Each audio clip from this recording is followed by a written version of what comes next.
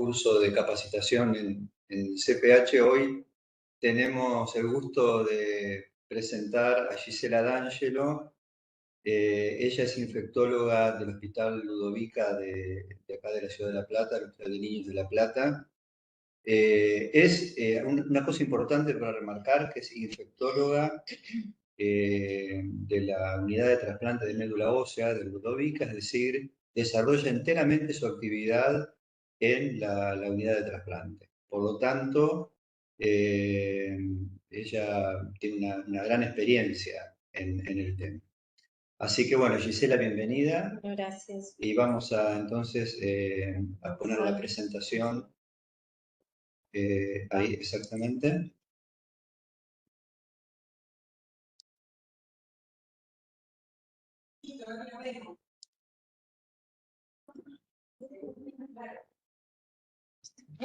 Muy bien. Supongo que están viendo la presentación. Si no, nos lo hacen saber por el chat. Adelante. Bueno, muchas gracias, Hugo.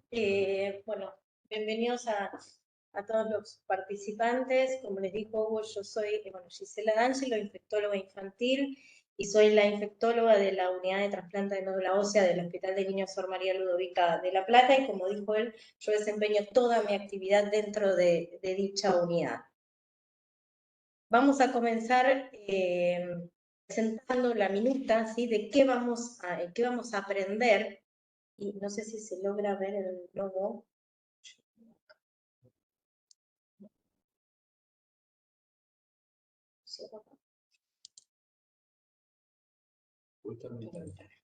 Bien, acá hay un logo como que un emoji de estoy asustado o tengo incertidumbre. ¿Y eso por qué? Porque nos pasó y pasa habitualmente que cuando uno habla de que trabaja en una unidad de trasplante de células progenitoras hematopoyéticas, lo miran de esa manera. Entonces, con el correr de la charla, esas caras van a ir modificándose de acuerdo a distintas sensaciones que también hemos tenido o que vivimos dentro de la unidad como equipo de la misma. Vamos a hablar de la definición de trasplante de células progenitoras hematopoyéticas, que probablemente ya tengan varias definiciones porque hay varias charlas previas, la evaluación infectológica pretrasplante, las profilaxis infecciosas, las infecciones bacterianas más frecuentes, las infecciones fúngicas. Vamos a tener un apartado que va a llevar un poquito más, que es relacionado a citomegalovirus, otros virus también importantes en el trasplante, cómo actuar ante un paciente trasplantado de médula ósea con fiebre, y por último, vacunación tanto del donante como del receptor. Iniciando con el primer ítem, vamos a hablar de la definición, pero antes que nada les quería mostrar un poco cuáles son las fuentes que nosotros utilizamos de trasplante. Por eso, cuando Sandra Formizano, o sea, mi jefa, dio su charla, explicó el por qué ya no es más TMO, o sea, trasplante de médula ósea, y por qué hablamos de este CPH de trasplante de células progenitoras hematopoyéticas, porque como fuente, aparte de la médula ósea, utilizamos sangre periférica, y en el caso nuestro, que hacemos pediatría, también utilizamos el cordón umbilical. Y como la definición, el trasplante implica la administración de células madres progenitoras hematopoyéticas sanas a un paciente con una médula ósea que puede ser disfuncional o que esté agotada. Este procedimiento tiene varios beneficios. Uno de ellos es ayudar al aumento de la funcionabilidad de esa médula ósea. También, dependiendo de la patología que vamos a tratar, puede permitir la destrucción de células tumorales malignas. El alto pool de pacientes nuestros tiene que ver con patología oncohematológica, pero tenemos otras patologías que también ameritan de un TCPH que nosotros también tratamos, como es, por ejemplo, algunas inmunodeficiencias, algunas metabolopatías, y también dentro de lo que es el tratamiento de tumores de órganos sólidos, como los neuroblastomas, dentro del tratamiento existe también el TCPH autónomo. Acá, esto de que parece que tengo la cabeza quemada, ¿por qué? Porque esta es la evaluación pretrasplante desde el punto de vista infectológico, y acá es donde es tan importante los datos que tenemos que tener de ese paciente que vamos a trasplantar, que tenemos que ser muy meticulosos a la hora de la evaluación. Por lo tanto, es muy importante la historia clínica infectológica, saber si este paciente tuvo infecciones, por ejemplo, infecciones fúngicas invasoras, que nosotros a mí como infectóloga me sirve para cuando después, a futuro, dentro de lo que es el acondicionamiento o el trasplante, el paciente haga una neutropenia febril, yo tengo que recordar que ese paciente tuvo una infección fúngica invasora y la tengo que tener en cuenta a la hora de la administración empírica inicial del antimicrobiano, porque es un dato importante. Lo mismo si es portador de alguna cepa multiresistente, por eso los hisopados de vigilancia para Klebsiella pneumoniae productora de carbapenemasas o para Staphylococcus aureus, en el cual ahí lo que a mí me permitiría, en el caso del Staphylococcus aureus, hacer lo que se denomina una decontaminación con un tratamiento que dura aproximadamente 7 días, con un tratamiento local y con jabón líquido de clorhexidina. El estado vacunal, tanto del donante como el receptor, que no me voy a detener porque después vamos a hablar de esto. El estudio coproparasitológico en fresco, en seriado y un Graham, sobre todo cuando acá aclaro Strongyloides stercolaris, depende mucho del área endémica, pero si llegamos a detectarlo, tenemos tiempo de tratarlo para evitar complicaciones a futuro. Y obviamente el perfil serológico tanto del donante como del receptor. Y ahí nos vamos a detener un poco en la serología y por qué esta imagen así. Porque tenemos que estar muy, pero muy atentos a evaluar de manera correcta al paciente a través de las serologías. Existen excepciones que después voy a nombrar que no son serologías, pero lo más frecuente es que utilicemos serologías. ELISA HIV de cuarta generación, acá hablamos de donante y receptor, serología para enfermedad de Chagas, que tiene que ser por dos métodos distintos, de los cuales uno tiene que ser un ELISA o una inmunofluorescencia indirecta. Serologías para hepatitis B, antígeno de superficie y anticuerpo del core, anticuerpos totales para hepatitis C, anticuerpos para HTLV 1 y 2, IgM e IgG para citomegalovirus, después vamos a hablar muy bien de esta entidad, para virus del Epstein-Barr, tanto EBNA como BCA, IgM e IgG, herpes simple 1 y 2, varicela zoster también MIG, IgM e IgG para toxoplasmosis, parvovirus humano B19 y Haddison para brucelosis. Como les dije anteriormente, hoy tenemos un pool de pacientes que son aquellos que tienen inmunodeficiencias, que por lo general dentro del sostén de su tratamiento de base reciben inmunoglobulina endovenosa, ya sea cada 21 o cada 28 días. Ese tipo de pacientes que reciben inmunoglobulinas, no vamos a solicitar serologías o no le vamos a decir al inmunólogo que nos deriva el paciente a hacerle serología, salvo algunas excepciones. ¿Por qué? Porque vamos a ver reflejada los anticuerpos de la gamma globulina que pasó. Entonces ahí pedimos estudios específicos como reacción en cadena de polimerasa que detecta el genoma del virus o del germen a querer reconocer, sobre todo el citomegalovirus, el Epstein-Barr, los otros herpes, aparte de estos que nombré, toxoplasmosis en algunos casos, Chagas también podemos llegar a pedir, entre otros casos. Acá. Acá se quedó trabada la...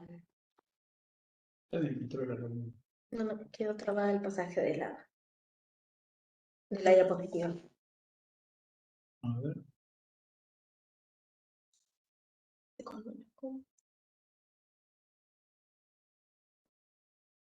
A veces se demora un poquito el pasaje de la diapositiva. Esperamos. Si no volvé para atrás y la volvés a pasar. Tampoco vuelve para atrás. Y quiero escapar y tampoco escapa.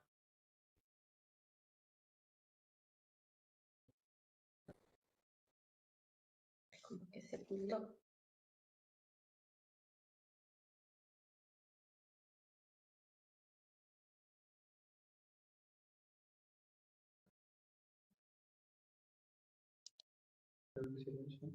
¿Querés que te las pase yo las diapositivas? Sí.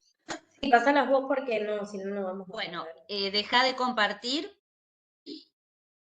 Más que no podemos, o sea, no podemos sacar no podemos manejar la computadora, es como que se ha tildado la compu. Tenemos pantalla completa y no tenemos Se tildó. Bueno, los para que a comandos ver para... si yo puedo. Ahí está, a ver, Espera. ahí arrancó, Espera ¿ver? un poquito. Bueno, Ahí Ahí arrancó. está, ahí está. bueno, perfecto. A ver la próxima.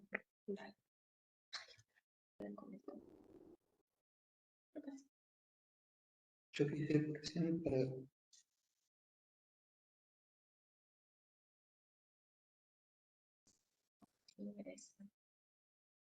Raro, bueno.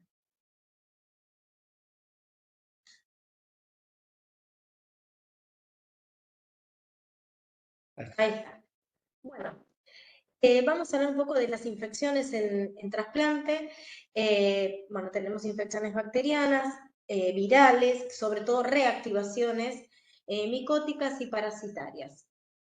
Por otro lado, antes de meternos de lleno en eso, creo que vean este cuadro, en el cual habla de las fases de depresión inmunitaria, dependiendo de en qué momento estemos ubicados, preinjerto o posinjerto, y cuando es posinjerto, cuánto tiempo posinjerto.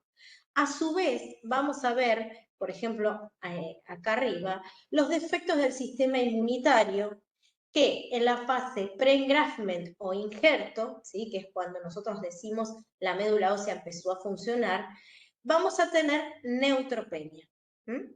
Desde la fase ya desde el acondicionamiento hasta pasado más los 180 días o más, vamos a ver un estado de linfopenia, y más allá de un año o dos, dependiendo del tipo de trasplante, del tipo de acondicionamiento y del tipo de patología que va a ser el paciente, una hipogamaglobulinemia. Por otro lado, los factores relacionados con el trasplante que contribuyen a infecciones, como ser las mucositis, todo lo que es el acondicionamiento en estos pacientes que reciben quimioterapias, sobre todo en las que son mieloablativas, que son bastante tóxicas, generan alteración a nivel de la mucosa oral, de la mucosa del sistema gastrointestinal, sobre todo a nivel anal, que puede generar translocaciones de bacterias cosmopolita de la zona. La enfermedad venoclusiva también, la vía central es muy importante, estos pacientes van a tener que tener vías centrales, catéteres, no solo por el tema de las extracciones de todos los días de sangre, sino también de lo que es la quimioterapia, de lo que es la infusión en sí de las células progenitoras. Tenemos que tener una vía segura, por eso central, tenemos por el riesgo de, por ejemplo, de una extravasación de alguna quimioterapia o algo que genere una complicación en la piel del paciente y demás, y nos tenemos que asegurar de que esa vía dure el tiempo que nosotros necesitaríamos para poder, en toda la estadía del paciente, poder tratar.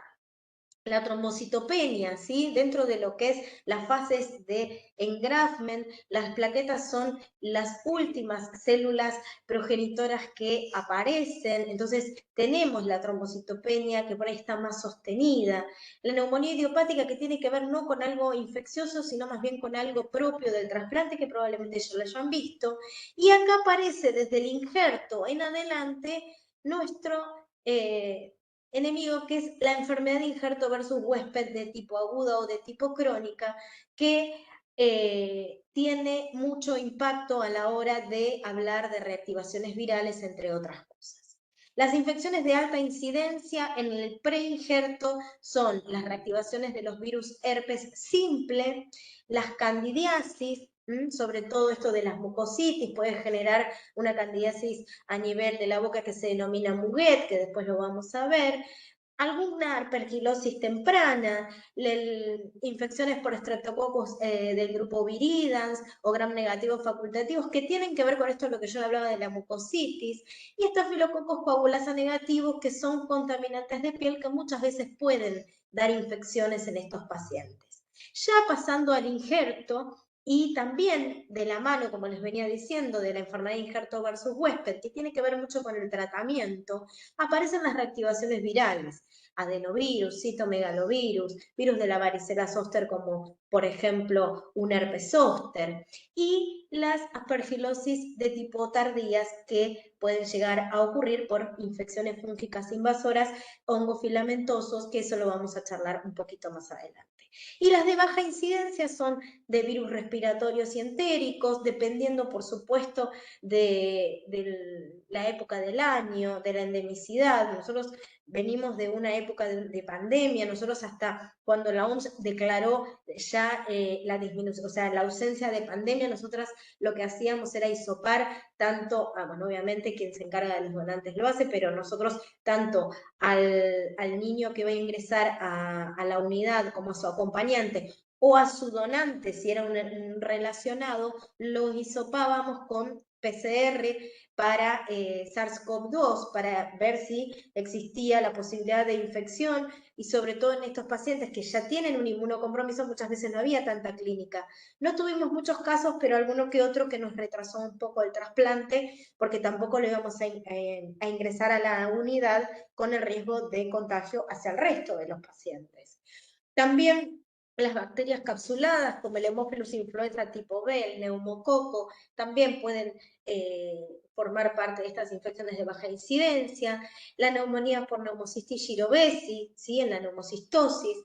Las enfermedades linfoproliferativas por el virus del Epstein-Barr, que ya es una enfermedad, no una reactivación, que tiene que ver con la reactivación, pero es más enfermedad. Toxoplasmosis y algunas parasitarias como el estrongiloides o el toxo.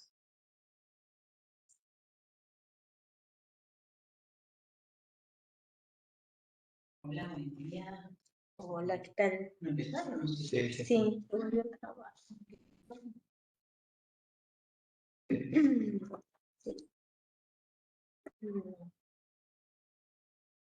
Como que ahí pasa de a poco. Sí, cómo no. Bueno, cuando hablamos de infecciones bacterianas, dentro de lo que son de mayor a menor, es lo mismo, veo que por ahí hay recientes de hematología, y entonces, de lo que tiene que ver con la incidencia de la neutropenia febril. Bacilos gram negativos no fermentadores, cocos gram positivos, y otros que los puse en rojo que son los microorganismos multiresistentes, como las Klebsiella pneumoniae portadoras de carbapenemasas, las meta-beta-lactamasas, las beta-lactamasas de espectro extendido, entre otras, que hemos tenido alguna que otra, pero por suerte en nuestra unidad tenemos un control tan riguroso que por el momento, y toco madera, no estamos pasando por esta situación. Pero todos los días miércoles, rigurosamente, los pacientes son hisopados y hacemos el control de cerca todo el tiempo.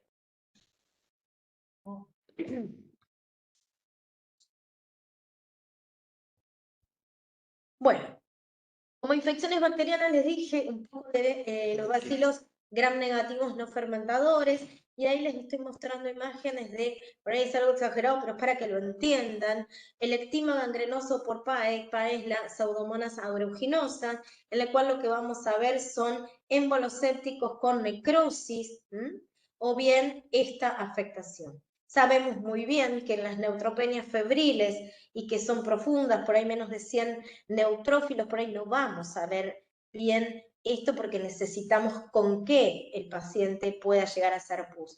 Pero en la evolución les quería mostrar cómo se vería un ectima gangrenoso. Las infecciones asociadas a catéter, por ejemplo, por Staphylococcus aureus, que son frecuentes. Nosotros tenemos más por ahí con coagulasas negativos, pero Staphylococcus aureus también.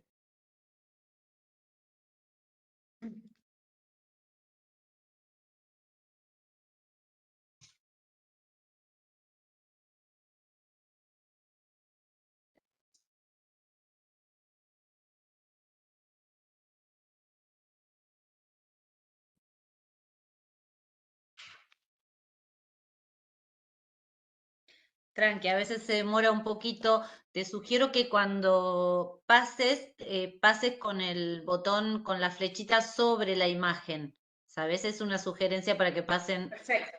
Para que pasen más rápido, a ver. Siempre tienen un delay las diapo. Ahí pasó. Ahí. Acá aparece algo como macabro, pero en realidad es la amenaza de los infectólogos que hacemos trasplante de médula ósea, que son, en este caso, la Klebsiella pneumoniae, que son enterobacterias, que existe una gran cepa de multiresistentes, que es una epidemia actual, sobre todo post pandemia, hay muchísimos casos de estas infecciones, entonces por eso que somos tan meticulosas con, digo meticulosas porque somos todas mujeres las que trabajamos en la unidad, tan meticulosas con la vigilancia epidemiológica respecto a Klebsiella. Y por otro lado, el Clostridium difficile, que estos pacientes, que ahora vamos a ver, que están sometidos también a profilaxis infecciosas, el hecho de tener tanta presión antibiótica a nivel intestinal pueden reactivar microorganismos comensales que se pueden transformar en patógenos para estos pacientes, como es el Clostridium difficile. Y acá nosotros, en el momento en que puede llegar a ocurrir, el Clostridium difficile se caracteriza por dar diarrea, sobre todo con estrías de sangre en algunos casos, y ahí siempre tenemos el dilema, ¿estamos frente a un H intestinal? ¿Estamos frente a una gastroenteritis? ¿Estamos frente a alguna reactivación viral que me está generando, por ejemplo, un citomegalovirus que me está generando una infección a nivel intestinal? Entonces ahí lo que nosotros hacemos es, tenemos la suerte de en el hospital nuestro contar con lo que se llama FilmArray, que es un panel de detección a través de reacción en cadena de polimerasa gastrointestinal, donde se detectan gérmenes frecuentemente asociados a la inmunosupresión gastrointestinal. Pero en Clostridium lo que tenemos que detectar es si existe la toxina activa, la toxina A y la toxina B. Y en ese caso lo que hacemos es tratar al paciente con metronidazol vía oral o vancomicina vía oral, dependiendo el grado de afectación o de reactivación de esta bacteria.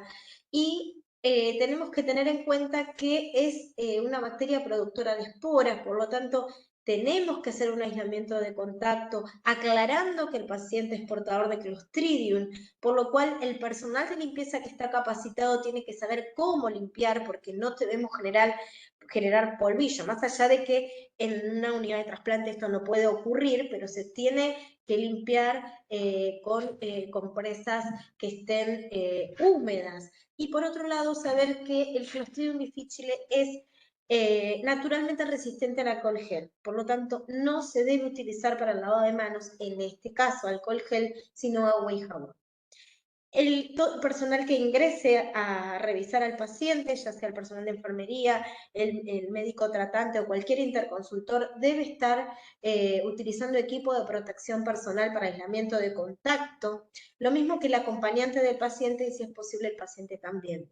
Pero como son niños pequeños, por lo general es muy difícil, pero sí el acompañante estar con camisolín y con guantes, sobre todo cuando tiene que manejar las excretas del niño, porque es altamente contagioso. Dentro de las infecciones micóticas, como les dije hoy, existen las infecciones fúngicas invasivas por hongos filamentosos, también las infecciones por levaduras, y acá también ingresa el Pneumocystis jirovecii. Acá vamos a ver imágenes, por ejemplo, en hongos filamentosos, una fusariosis diseminada, donde podemos apreciar los nódulos del paciente, ¿sí? Que son émbolos sépticos a distancia, en los cuales si nosotros tomaríamos una muestra y la enviaríamos a cultivo, acá podría el micólogo detectar el hongo. Acá la aspergilosis pulmonar, que es lo que por ahí nosotros más estamos acostumbradas a encontrarnos. Esta es una tomografía de tórax en la cual vemos una imagen típica, ¿sí? En sol naciente, en halo, con todo lo que a su alrededor implica que es lo que se denomina imagen en vidrio esmerilado. Y en este caso el diagnóstico lo hacemos a través de galactomanano, que es el galactomanano es algo indirecto y que tiene mucho que ver con la aspergilosis, pero a su vez da falsos positivos, como por ejemplo si el paciente está medicado empíricamente con piperacilina, tazobactam, puede generar aumento de galactomanano. Nosotros lo que hacemos es parear el galactomanano, lo pedimos 2 veces por semana y esas muestras deben ser pareadas. La hacemos en suero, la hacemos en lavado bronquioalveolar, y tienen puntos de corte dependiendo, por supuesto, de la técnica que el laboratorio utilice, para nosotros decir existe una probabilidad alta de que este paciente esté cursando una infección por aspergillus. El diagnóstico etiológico lo vamos a tener a través de una toma de muestra, donde en el cultivo nos va a decir el nombre y apellido de este hongo. Y como decíamos anteriormente, en la fase de la mucositis, en la fase previa al engraftment, hablábamos de candidiasis. Y las candidiasis orales existen y mucho en forma de muguet. También puede ser intertrigo y también puede haber candidiasis invasora. Acá hablamos un poco de la neumonía por Pneumocystis jirovesi, que más allá que probablemente está más asociado, no, probablemente no, uno como infectólogo lo ve más en el paciente OMS B24, en nuestros pacientes también se puede ver, por eso que dentro de las profilaxis que utilizan nuestros pacientes, que nosotros le administramos a nuestros pacientes, debe existir la profilaxis con trimetoprima sulfametoxazol para evitar estas neumonías. Son neumonías intersticiales bilaterales que dan muchísima hipoxemia y que no solamente se tratan con trimetoprima sulfametoxazol u otro antibiótico en caso, por ejemplo, de Dapsona, si el paciente no puede responder a la trimetoprima sulfametoxazol, también debe ir asociado con glucocorticoides porque el grado de inflamación y de destrucción es tal que de alguna manera tenemos que frenar esta evolución. Y realmente responden muy bien los pacientes, pero en el mientras tanto nos puede confundir y son diagnósticos diferenciales de infecciones fúngicas, de infecciones virales y de otras infecciones.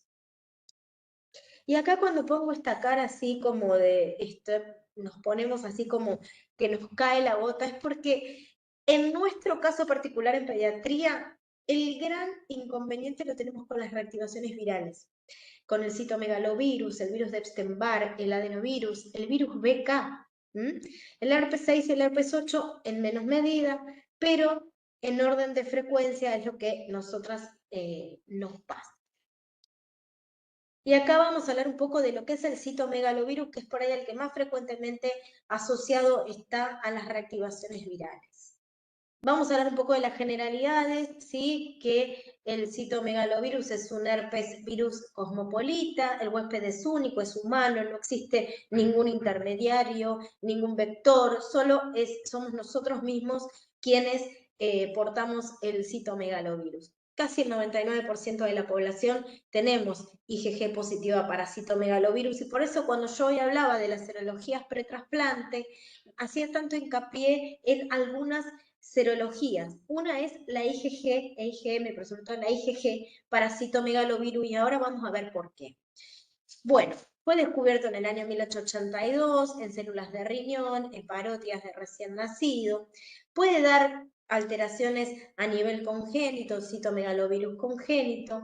¿Y por qué se llama citomegalovirus? Porque da aumento celular, agrandamiento celular, da megalias, citomegalias. Y por otro lado, como dentro del núcleo de los tejidos infectados también afecta, da la famosa imagen en ojo de búho. Esto es muy del microbiólogo, pero tiene que ver un poco con las generalidades. Se transporta a partir de la saliva o también del semen, por eso también está asociado a veces a infecciones de transmisión sexual, no está dentro de las ITS, pero es una de las tantas vías de transmisibilidad. Y la primera infección puede ser asintomática, o bien dar enfermedad como por ejemplo un síndrome mononucleósico, que no es lo mismo que una mononucleosis infecciosa, no por la clínica, sino por el agente etiológico. El agente etiológico de la mononucleosis infecciosa es el virus del Epstein-Barr, mientras que citomegalovirus y por ejemplo el síndrome retroviral agudo pueden dar un síndrome mononucleósico. También puede dar hepatitis, entre otras cosas. Tanto la infección como la enfermedad por citomegalovirus son una causa de alta tasa de morbimortalidad en los receptores de trasplante de células progenitoras hematopoyéticas. Le gusta mucho la médula ósea, entonces eso hace que tengamos un altísimo riesgo de poder llegar a perder el graft en estos casos, más allá de lo que puede generar como enfermedad. Debido a la inmunosupresión prolongada que reciben estos pacientes, porque nosotros, esto que yo les hablaba hoy de la enfermedad de injerto versus huésped, a partir de cierto tiempo, desde que el paciente se infunde y demás, empieza a recibir tratamiento inmunosupresor para evitar que el paciente reaccione contra las células del donante. Y esas drogas que utiliza son inmunosupresoras. Entonces, esa inmunosupresión genera una predisposición a reactivaciones virales, como por ejemplo el citomegalovirus. Por eso también es muy importante la evaluación anticipada tanto del donante como del receptor, que nos permite identificar factores de riesgo a tener en cuenta para que nosotras podamos ya de antemano prepararnos en lo que puede llegar a ocurrir con algunas medidas preventivas. En cuanto a algunas definiciones, nosotras definimos como, se define como viremia una o más determinaciones de copias de citomegalovirus por reacción en cadena de la polimerasa mayor o igual a 1000 copias por mililitro. Esto nosotros tenemos paneles dentro del laboratorio que nos permiten buscarlo. En los trasplantes halogénicos relacionados solo nos interesa saber el estatus MB y en los no relacionados utilizamos citomegalovirus, adenovirus y virus del Epstein-Barr. En la viremia persistente hablamos cuando esa PCR cuantitativa es mayor a 1000 copias, a posteriori de un tratamiento apropiado de 28 días. La infección por CMV es la detección de proteínas virales en fluidos o tejidos. En la infección primaria detectamos el citomegalovirus por primera vez en un paciente seronegativo. Las infecciones recurrentes son pacientes con evidencia previa de infección por este virus que no se había identificado al menos 4 semanas previas de monitorización que nosotros hacemos bisemanalmente y presenta una reactivación. Y en la enfermedad, sí, donde se puede detectar una enfermedad del órgano terminal, por ahí las más frecuentes que nosotros podemos llegar a ver son las colitis, pero existen otros tipos de enfermedades, como las neurológicas, los síndromes de Guillain-Barré y demás. Ahí tenemos la probada y la posible. La probada es cuando el cuadro clínico es compatible con documentación de citomegalovirus por histopatología, cultivo viral o inmunohistoquímica. Y la posible es la detección por PCR en tejidos o sangre, que muchas veces la PCR, si nosotros hacemos, por ejemplo, una endoscopía y viene la PCR positiva, tenemos que ver la evolución clínica porque probablemente no sabemos si esa PCR detecta bien del tejido o es de la sangre. Por eso la probada es más de la detección de la inclusión viral y demás en la anatomopatología. Las formas clínicas de presentación son varias. A nivel ocular puede haber retinitis, corioretinitis, retinitis granular, cambios pigmentarios o hemorragias dentro del fondo de ojos. A nivel gastrointestinal, que es lo que nosotras más frecuentemente vemos, el megacolon izquierdo y úlceras.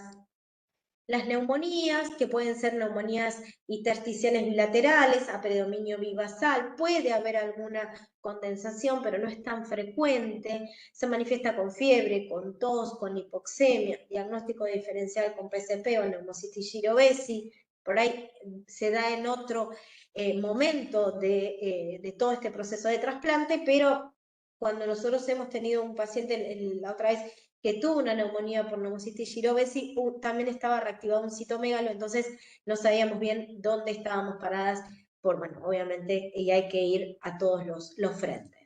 Encefalitis, encefalomielitis diseminada aguda con zonas de desmielinización y la polirradiculoneuritis bilateral ascendente, que es la parálisis flácida del síndrome de Guillain-Barré, que también puede generar, y tuvimos un caso también de un niño que reactivó citomegalovirus, lo tratamos y a posteriori, un poquito a largo plazo, dio un síndrome de Guillain-Barré, que se puede dar por múltiples causas, porque también se pueden desencadenar fenómenos autoinmunitarios por el propio trasplante, pero también tenía asociada una reactivación de citomegalovirus en tratamiento y el chico respondió muy bien al tratamiento con gamma globulina, que es el tratamiento para Guillain-Barré. Nefritis, con inclusiones celulares dando insuficiencia renal.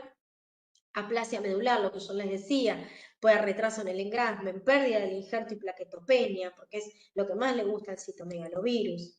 Hepatopatía, hepatitis, transaminitis, fallo hepático fulminante. Y acá nosotros tenemos que hacer diagnósticos diferenciales con dos entidades que tienen que ver con el trasplante. Una es la enfermedad de injerto versus huésped hepática y otra es la enfermedad veno-oclusiva hepática, que también es una complicación del trasplante luego obviamente del injerto y demás, ¿no? Carditis, de las que se les ocurra, pericarditis, miocarditis, puede haber un cor pulmonar y también puede haber taponamiento cardíaco. ¿Y cuáles son los factores de riesgo para reactivación o infección por citomegalovirus? Que tenga una infección previa por citomegalo del donante y el receptor, por eso es tan importante el estatus CMV. Incluso cuando yo miro lo que es todas las hojas que tienen que ver con los datos del donante, vemos el match CMV, es muy importante, aparte de ver los HLA y todo lo que les interesa, por supuesto, a las médicas hematólogas, yo tengo que ver el match citomegalovirus, o sea, cuál es el estatus CMV del donante y cuál es el estatus CMV del receptor. El uso de estas dosis de corticoides, cuando estamos ante una sospecha de enfermedad de injerto versus huésped, uno de los tratamientos iniciales es a través de los corticoides, entonces también eso genera una alteración de la inmunidad y por ende un aumento de la reactivación, depresión de células T como consecuencia de algunas drogas que utilizamos en el acondicionamiento, bueno, enfermedad versus huésped, de injerto versus huésped aguda o crónica, que tiene que ver, más allá de la fisiopatología, con sus tratamientos. Los regímenes mieloablativos empleados durante los regímenes de acondicionamiento, dependiendo del tipo de trasplante, la linfopenia post-trasplante, como vimos al principio, y el uso de las terapias biológicas que también pueden llegar a afectar los linfocitos y por ende a que eso genere un aumento de riesgo de reactivación. La viremia pretrasplante, que el paciente pretrasplante esté virémico, el donante no relacionado por el tipo de acondicionamiento, el uso de drogas inmunosupresoras para el AIDS, para la profilaxis, que el donante cero positivo tenga mayor riesgo que el cero negativo, es como que incrementa aún más el riesgo, y el riesgo de reactivación, por eso hacemos terapia preventiva, es entre el día 0 y el día más 100 post-trasplante. El trasplante de cordón, ¿por qué? Porque yo les mostré que dentro de las fuentes era el cordón umbilical, pero lo que tiene el cordón es que tiene mayor retraso de reconstitución inmunológica porque retrasa aún más el engraftment y eso puede también ser un factor de riesgo. El trasplante haploidéntico, sobre todo el que el acondicionamiento es con depleción selectiva de células alfa y beta y CD19, hay una evidencia de reducción sustancial del riesgo de infección con una mortalidad de aproximadamente el 5%. Acá clasificamos en el riesgo de infección de acuerdo al estatus MB del donante y del receptor. El alto riesgo es cuando nuestro paciente, el receptor, es positivo, porque ya sabemos que él en sus células tiene citomegalovirus. Entonces, sabemos que de alguna manera u otra puede haber una alta chance de que el paciente lo reactive. En el riesgo intermedio es cuando ambos son positivos y el bajo riesgo es cuando ninguno es positivo o bien el donante es positivo y el receptor es negativo. Todos los pacientes y donantes deben ser testeados, por supuesto. Y nosotros el monitoreo lo hacemos a través de las PCRs específicas para CMV hasta el día más 100. Y pasados los días más 100 es cuando tiene GVH, o sea, reacción enfermedad de injerto versus huésped, que reactivaron citomegalo, estos pacientes trasplantados por cordón umbilical, en el trasplante haploidéntico, que persista la inmunodeficiencia, esto que hablábamos de las linfopenias prolongadas, que haya iniciado terapia preventiva, que eso hace que obviamente tengamos que seguir en la cuantificación de las cargas virales para ver cuándo suspendemos o no el tratamiento, y obviamente la respuesta al tratamiento a partir de los logaritmos que vamos viendo. En prevención primaria, los receptores negativos deben usar productos sanguíneos de donantes cero negativos o deplecionados de leucocitos. En el caso nuestro, todos nuestros pacientes que reciben transfusiones, porque van a ser transfundidos a posteriori, rojos, plaquetas, de plaquetas reciben aféresis, unidades de aféresis de plaquetas, y de glóbulos blancos como los neonatos, ¿sí? O sea, son desplasmatizados, desleucocitados, o sea que en eso nosotros no tenemos inconveniente. Y la prevención de la reactivación de la enfermedad es en el donante positivo, resultado negativo, altas dosis de aciclovir o valganciclovir como terapia. La terapia anticipada o preantiterapia, nosotros lo que hacemos bisemanalmente PCRs para citomegalovirus. Del día 0 al día más 100, estamos ahí controlándolo y si llega a activar, iniciamos los tratamientos. Como primera línea de tratamiento usamos ganciclovir o valganciclovir. El ganciclovir se da por vía sistémica, el valganciclovir por vía oral. Si vemos que el paciente no responde porque tiene alguna resistencia a alguna de las drogas, pasamos a Foscarnet. Y como tercera línea usamos Cidofovir. En realidad, siempre nos quedamos en esta parte. En un momento sospechábamos nosotras de que se habían hecho algunos resistentes a ganciclovir y en realidad no. Nosotros para poder decir que el paciente está respondiendo, tiene que haber o sostener la carga o en el caso de que no responda, tiene que aumentar un logaritmo desde el inicio del tratamiento. Y haciendo un análisis de nuestros pacientes, veíamos que se estancaban. ¿Pero por qué? Porque vamos a ver que de la mano del tratamiento de estas reactivaciones tiene que ir el descenso de la inmunosupresión, va de la mano con el tratamiento. Entonces, de esa manera vamos compensando la reactivación. Entonces, en realidad, estábamos bien en esta línea. Por lo general saltábamos a esta línea, no hemos llegado nunca a esta línea para citomegalovirus y para otros virus, pero lo que tienen que son drogas que tienen el mismo efecto que el CMV. Más allá de que tratan el CMV, son muy mielotóxicas y son muy nefrotóxicas. Entonces, por ese motivo es que uno siempre tiene que estar atento. Acá están las dosis, que como esto queda grabado, después las pueden ver, que son dosis pediátricas y de adultos, que ya saben. Y existen nuevas drogas como el letermovir, que el letermovir es una droga que se utiliza mucho en el paciente adulto. Estamos esperando la aprobación para pediatría, que creo que iba a ser aproximadamente en octubre, pero bueno, vamos a ver bien cuándo es. Que en todos aquellos compañeros que han utilizado, que hacen trasplante de médula ósea en adultos, les ha ido muy bien y va desde el día 0 hasta el día más 100 y cada vez lo están extendiendo más.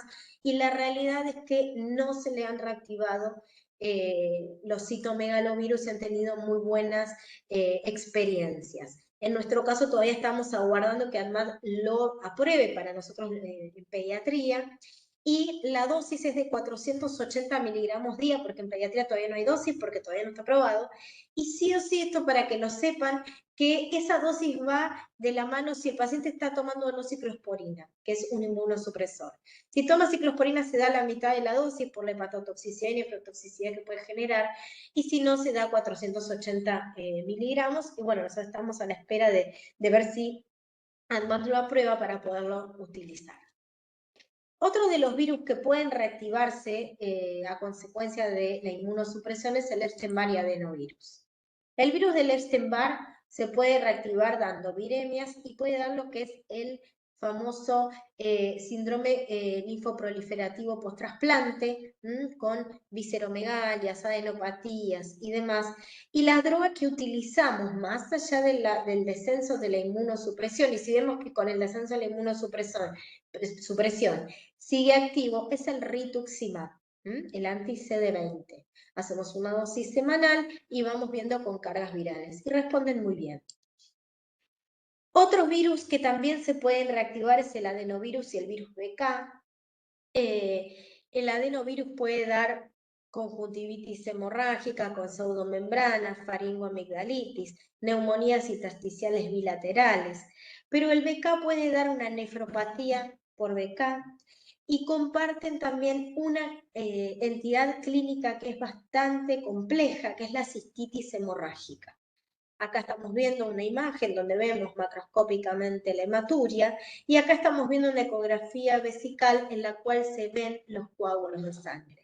Nosotros acá por lo general trabajamos en conjunto con los urólogos porque hay que ver si hay que instilar vejiga, muchas veces hay que colocar sondas vesicales por la eliminación de coágulos y por supuesto que tenemos que trabajar con la inmunosupresión descendiéndola, pero también se utilizan drogas como el cidofovir, que el cidofovir es una droga que es muy muy nefrotóxica, por eso se utiliza con Probenecid, ¿sí? Que lo que hace es compensar ese efecto, pero es una droga que es de importación, a veces tenemos, a veces no, pero manejándola con la inmunosupresión, muchas veces podemos llegar a resolver el cuadro, dependiendo, por supuesto, de la carga viral que el paciente maneje.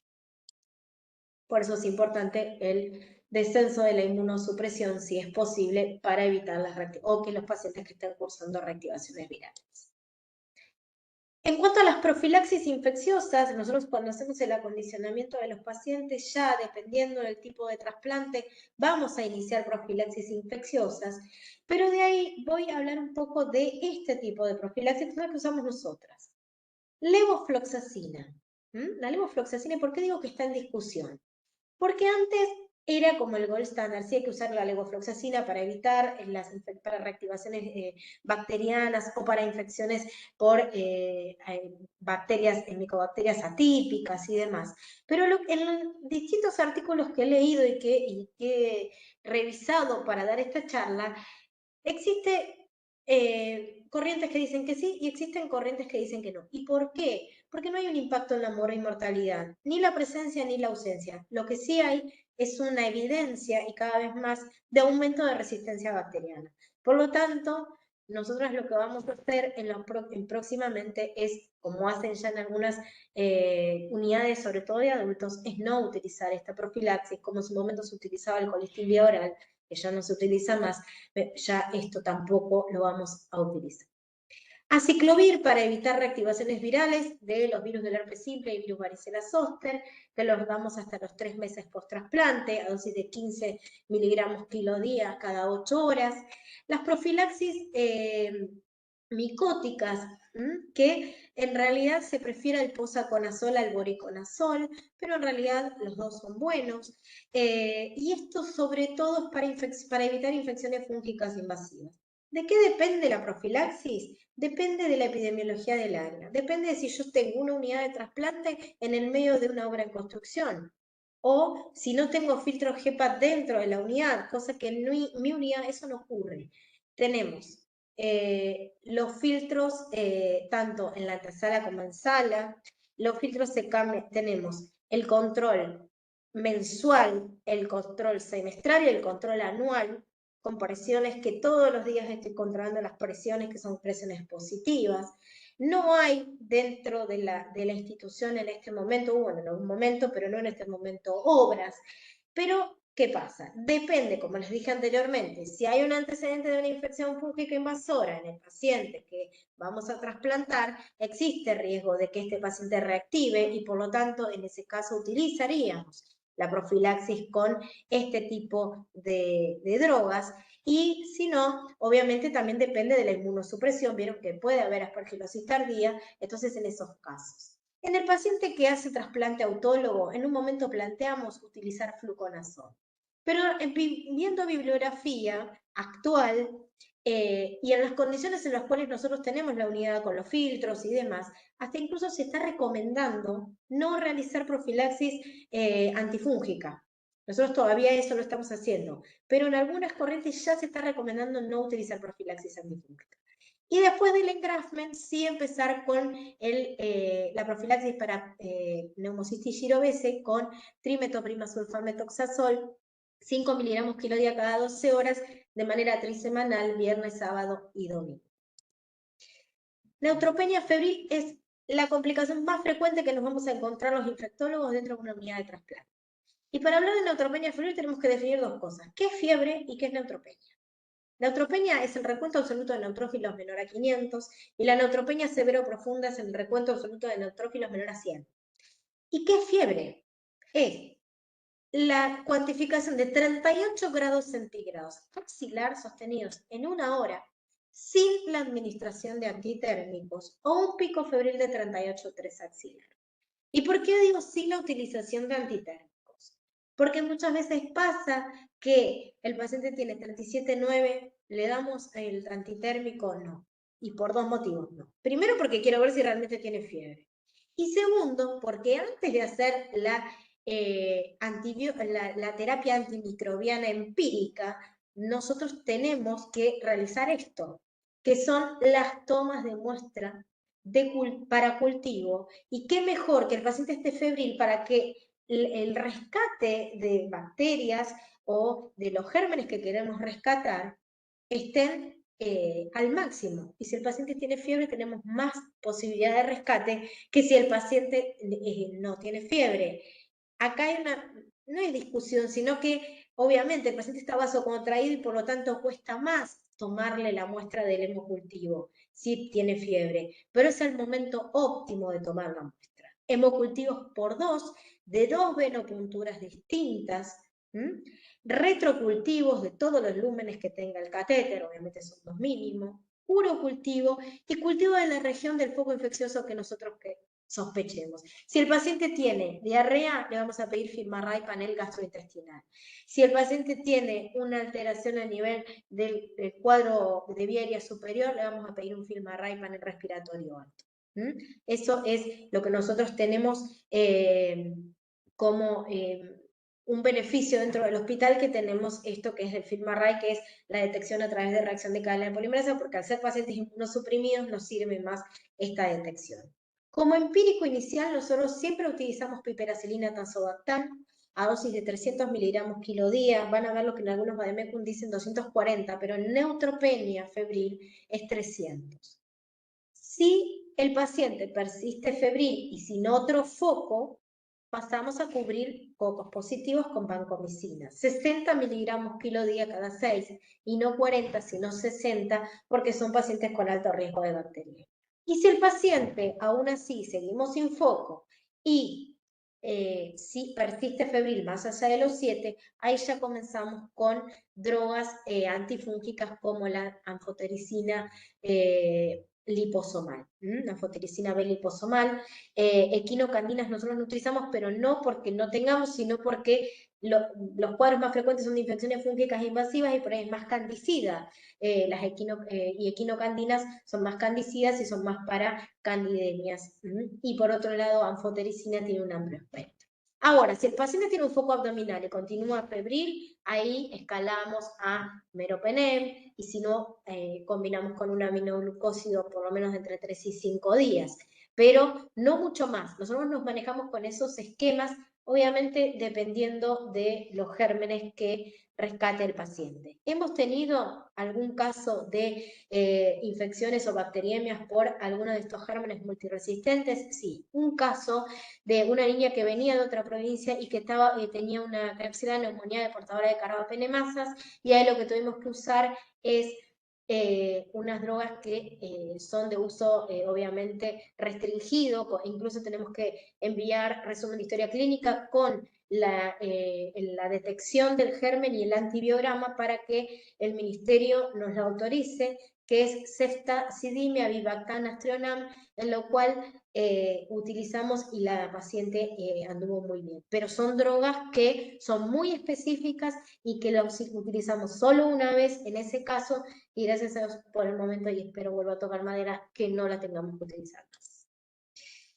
Y ahora, y para que no se aburra, este es el último tema, vamos a hablar un poco de vacunas. Y cuando se habla de vacunas, yo al ser docente de infectología en medicina y en obstetricia, vacunas es un tema que a los alumnos los preocupa mucho y a los médicos también, y sobre todo a los infectólogos y los que hacemos trasplante más todavía.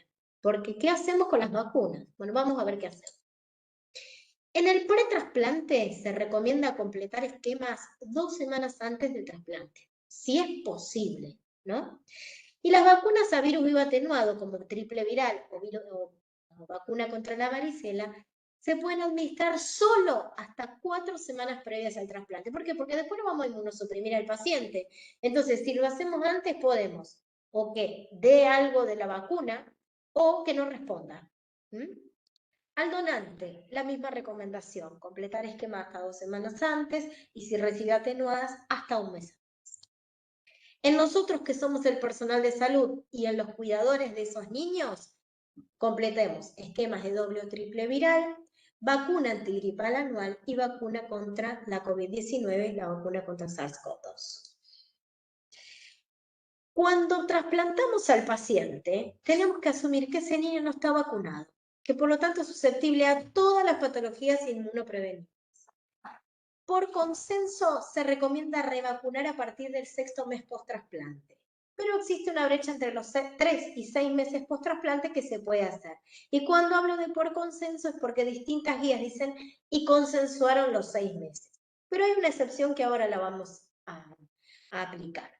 Y por supuesto, y esto está negrita y aclarado, la presencia de enfermedad de injerto versus huésped por el tratamiento y por la fisiopatología que tiene, no es una contraindicación de revacunación, pero sí es una contraindicación de vacunar en ese momento contra vacunas virus vivo atenuado. Entonces, se debe retrasar entre 12 y 24 meses post-trasplante. Y cuando dije que había una excepción, que se podía vacunar a los 3 meses o a los 6 meses post-trasplante porque se vio que no había un cambio significativo en la respuesta inmunológica, es contra 2 gérmenes capsulados que corren mucho riesgo estos pacientes. El Haemophilus influenza tipo B y el neumococo. Estos gérmenes pueden generar patología severa y que pueden, obviamente, llevarlos a la muerte. Entonces acá sí le podemos administrar las vacunas pertinentes a partir de los 3 meses post-trasplante.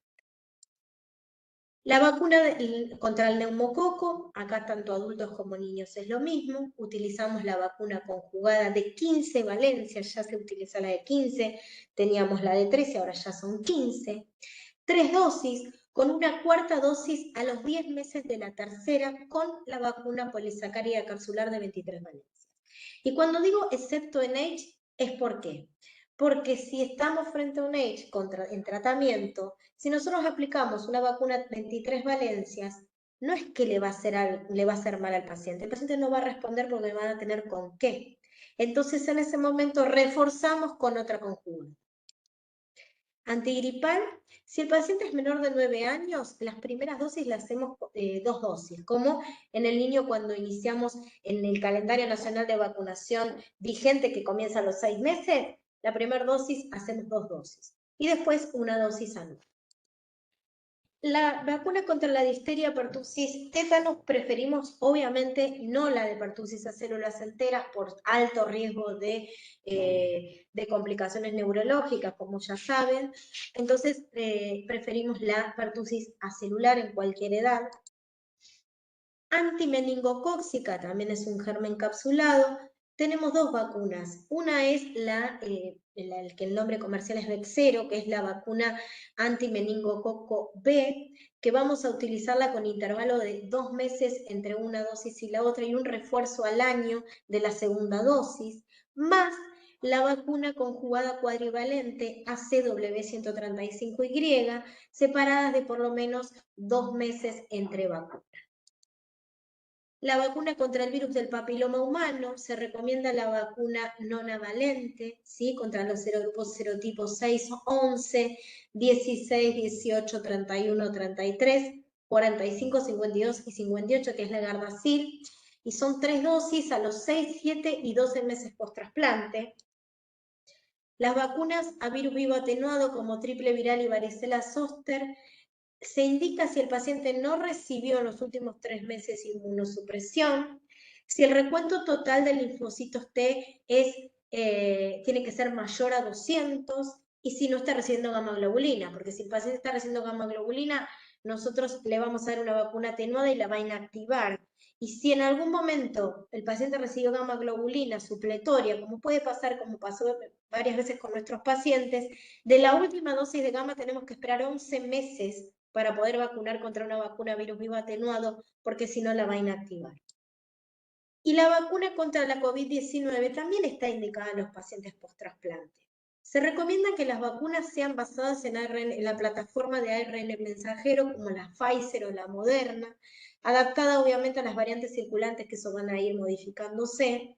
Los niños entre 6 y 24 meses le vamos a hacer una serie primaria de 4 dosis, con un intervalo de 3 semanas entre la primera y la segunda dosis, y después con un intervalo de más allá de 8 semanas.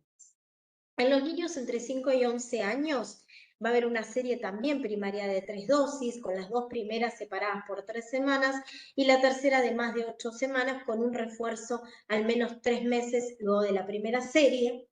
Y en el caso de los de 12 a 17 años le hacemos una serie primaria de 3 dosis, con las 2 primeras separadas de 3 semanas y la tercera, más allá de las 4 semanas, un refuerzo al menos 3 meses de la serie primaria.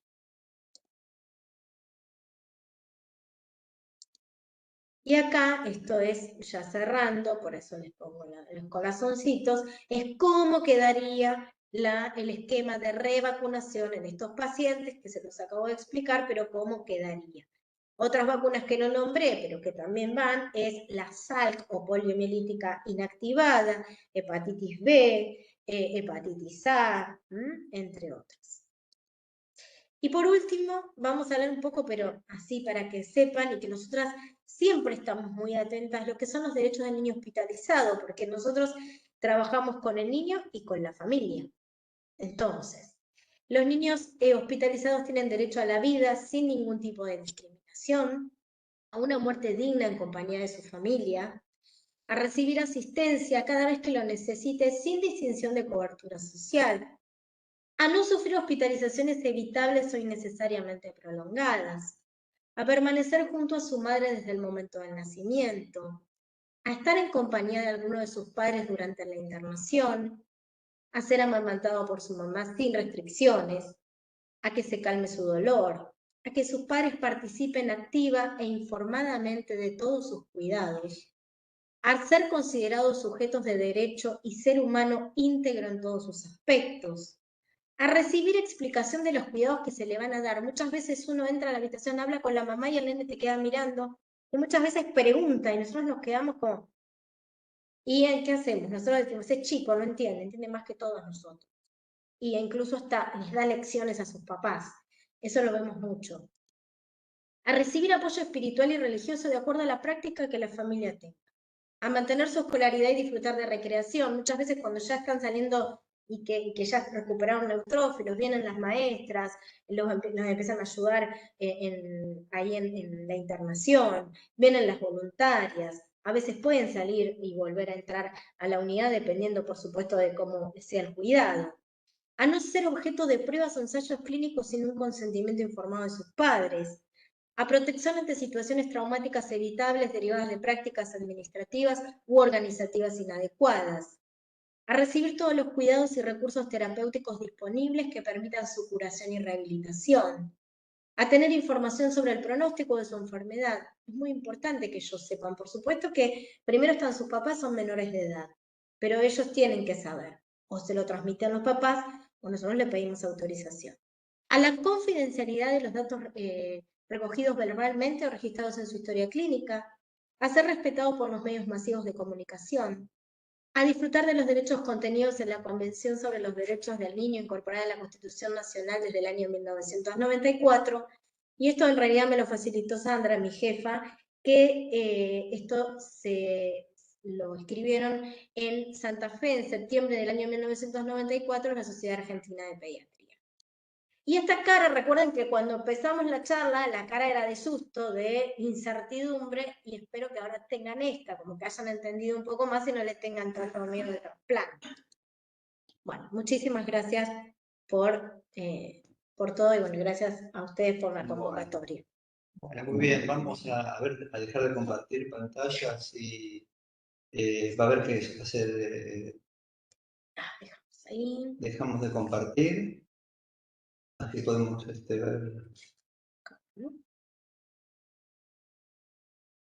La flechita.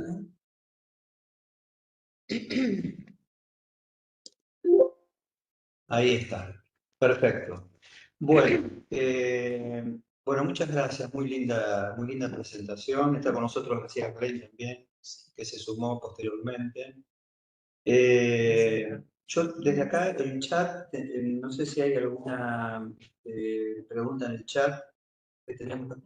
No hay, por ahora no hay ninguna, no sé si alguno de los participantes quiere preguntar.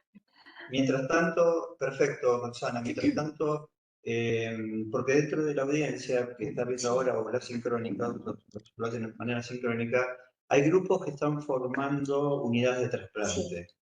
De hecho, esta capacitación tiene que ver con eso también.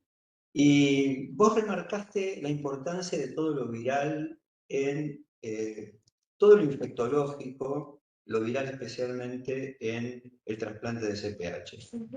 Entonces, obviamente hay que hacer una referencia al sostén que tiene que tener una institución del acceso a la biología molecular para poder desarrollar con eficacia, digamos, con calidad, porque vos, por ejemplo, comentaste el seguimiento para citomegalovirus en cuanto a la frecuencia de PCR que hacen semanalmente, el diagnóstico, por ejemplo, de BK, el seguimiento del BK, del Epstein-Barr.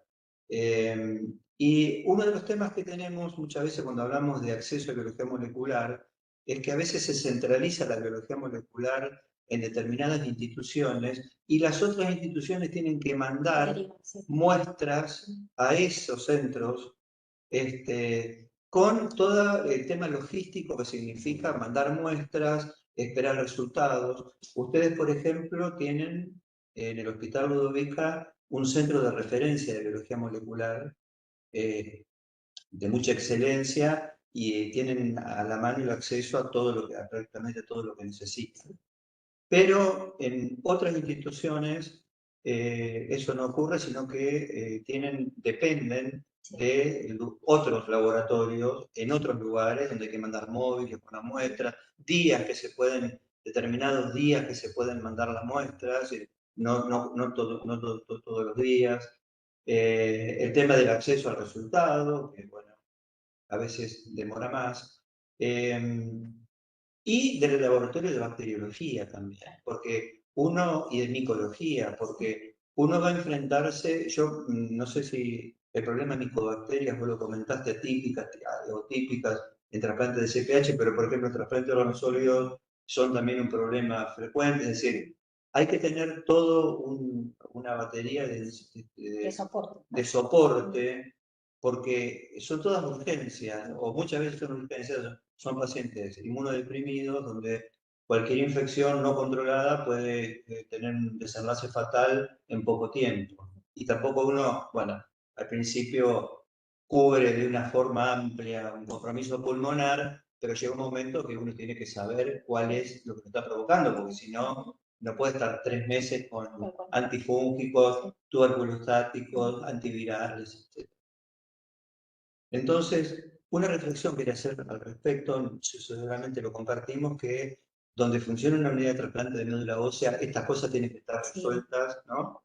Sí, es importantísimo porque tal cual como decís, o sea, son urgencias. Por eso, es más, incluso hasta puse como un capítulo especial de citomegalo, que es por ahí lo que nosotros más nos vemos, pero bueno, nosotros tenemos esto de que la biología molecular la tenemos ahí. Puede pasar en algún lugar en el cual empiecen a ver que empiezan a perder el graph y empiezan a buscar lo que tengan, al acceso a lo que tengan, la accesibilidad a lo que tengan, y muchas veces se llega un poco tarde. Entonces es muy importante este sostén para poder actuar de manera correcta y rápida. Muchas veces pasa, pero también tenemos la suerte de que nuestro laboratorio de biología molecular tiene un nexo muy importante con el Instituto Malbrán, porque a veces puede fallar como en todo, o por ahí el reactivo no llega, o lo que sea, y automáticamente derivan las muestras, y ahí es este ejemplo que vos dabas, pero la muestra se deriva el jueves, entonces a tal hora, nos pasó con este caso de neumocistis girovesi, que lo detectó el Instituto Malbrán.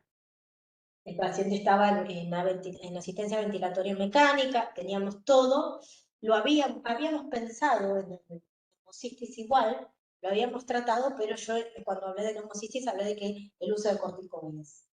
Y cuando nos llega el chico, hacía más o menos 2 semanas que estaba en asistencia ventilatoria, tenía un performance bien, pero bueno, en lo respiratorio no había levantado. Y cuando llega, también empecé en reacción en cadena polimerasa, era positivo. Ahí hablo con Sandra, le dice, por un trasplante podés, le pongo un corticoide y a las 48 horas lo voy a ver. Estaba mirando las indicaciones de enfermería y me dice, ¿cómo está la PO2 del respirador? No, ya está en CPAP, me dice. Y hoy el chico viene, y vos lo ves caminando y dices, por Dios, no puedo creerlo. Bueno, eso es una prueba cabal de lo que ayuda a tener el diagnóstico etiológico. Claro. Estaba con lo que vos dijiste, antifobica, todo. Exacto. Pero también tenía la cobertura que presentaba eso, de que, como dije, responden muy bien a corticoides asociado a bien. Bien. Una mención para el retermovir, porque Sí. bueno, vos te dedicás a pediatría. Sí. En la audiencia hay también unidades o personas que trabajan de adultos, Sí. donde el retermovir está aprobado por la FDA para la prevención y 100 días. Sí. Y de hecho, Pucaiba Sí, ya lo empezó, claro, 3 meses y 100 días. Aunque ya hay trabajos a 6 meses, Sí. pero bueno, pero la aprobación de la FDA es 100 días. Por ahora es 100 días.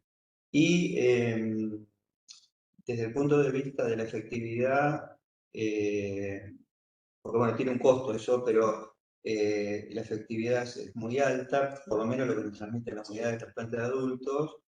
Y bueno, la estrategia Prentic tiene un tema de logística también, de tener que estar pendiente de sacar las muestras 1 o 2 veces por semana, estar atrás de las PCR. En cambio, dando el Betermovir, que es tratamiento oral, uno eso lo obvia todo y la efectividad es muy alta. Entonces, la verdad que, bueno, desde Cucaiba adoptamos en la reunión de consenso de la cual vos participaste, de cubrirlo, y los hospitales que hacen trasplantes, está indicado para cualquier receptor seropositivo, pero más que nada los que hacen haplo o halogénicos no relacionados, lo estamos cubriendo cuando corresponde, porque si se reactiva un CMV, ahí empiezan otras complicaciones, se prolonga la internación y ya hay que pasar a viento venoso.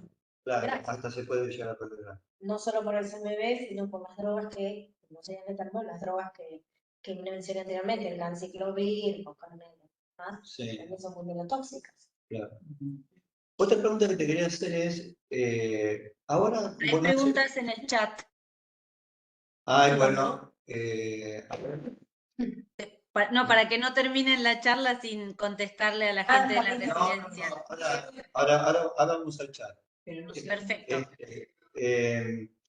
Cuando vos podrías haber pasado donantes, receptores que se están estudiando y ya están para trasplantarse, y en la vigilancia les viene COVID positivo.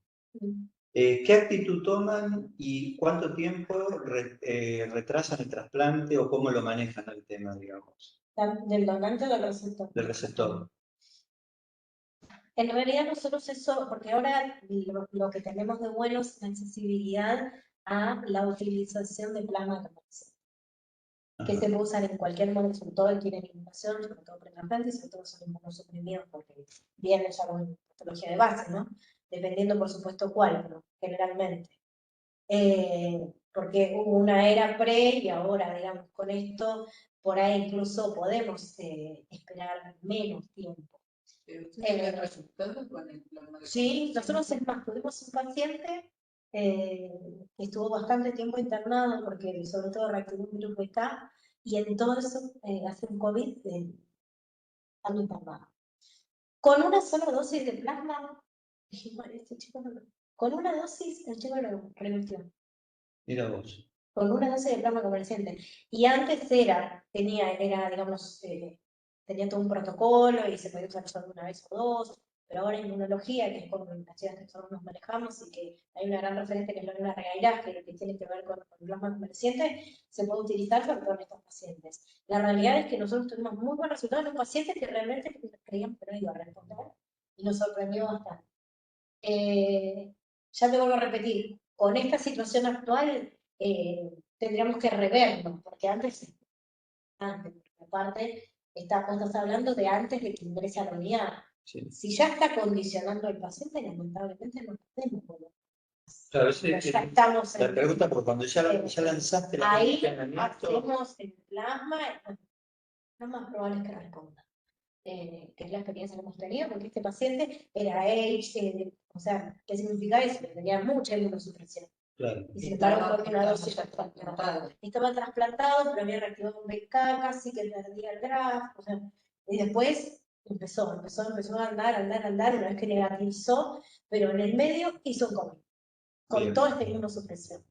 Bueno, vamos al chat. A ver el chat, ¿desde dónde lo vemos? A ver. Se las leo yo si quieren, que lo tengo abierto. Dale. De la residencia de hematología del IEMI, del Tetamanti, preguntan, la vacunación en SARS-CoV-2 se divide entre 6 y 24 meses en 3 dosis y luego salta así de 5 a 11 años. La pregunta es, entre 2 y 5 años, ¿cuál es el esquema? En realidad, eso con el esquema, en ese grupo etario lo investigamos y no había evidencia. Por eso es que no lo aclaré, porque no había evidencia de vacunación post-trasplante, como que todavía estaba en estudio. Por eso arrancamos desde los 6. Estuve mal en no aclararlo antes de explicarlo, pero es por eso. No hay nada. Bien. Gracias, acá está. Sí, no hay nada por eso. Bueno, bien. ¿Hay alguna otra pregunta, No. Roxana? No. Bueno, muy bien. Yo no sé, Gisela, si vos en la presentación dejaste tu contacto. No lo dejé en la presentación. Bueno, después, porque lo que habitualmente hacemos es, Sí. en las charlas, dejan el contacto porque, bueno, Sí, hay cualquier consulta. sí, por consultas a vos o la gente que lo hace asincrónico Claro, puede... alguna pregunta. Si querés lo anoto acá en el chat, tu correo. Dale. ¿Cómo es? Gisela D'Angelo, todo junto. Gisela con una S y una L. Sí. D'Angelo, todo junto. 8, el número 8, @gmail.com. Bueno, perfecto. Giseladangelo8gmail.com. Bueno, acá les queda a todos a disposición el correo de la doctora, que bueno, muy buena la presentación, Gisela. Bueno, muchas gracias. Sí, es eso, correcto, está bien. Una consulta última. ¿De cuánto tiempo tienen los resultados de esta plataforma que usa Reis para los Firma Rey. ¿Firmar? Sí. Lo tenemos en el día. O sea, yo autorizo, por ejemplo, porque hay una logística que el infectólogo, o sea, que viniendo de la unidad de trasplante, sabiendo que hay un infectólogo todo el tiempo, lo autorizan, vos están a la mañana y a la tarde ya tenemos estado. Sí, es el momento. Bueno, muy bien, muchas gracias. Bueno, muchas gracias a la doctora Roxana Barragán y a la gente de la Dirección de Gestión de Conocimiento que nos apoyó, porque ahí transitoriamente tuvimos un problema técnico, la verdad que ha salido todo muy, muy bien. Así que muchísimas gracias, Roxana. Y bueno, continuamos el viernes que viene. Bueno, damos por finalizado la reunión de hoy entonces. Un abrazo, hasta luego, nos desconectamos. Muy bien, hasta luego. Y te voy a hacer otra pregunta que